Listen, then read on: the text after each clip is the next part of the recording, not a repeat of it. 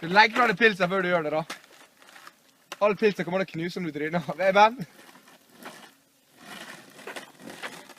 Skal ikke den veien. Langt igjen av bakken? Ja.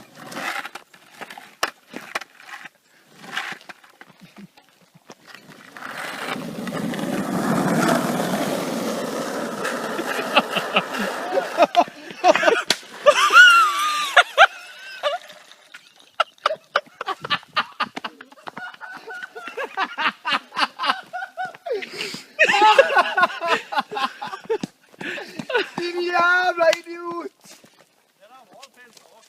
Jo. Jeg sa det, for faen!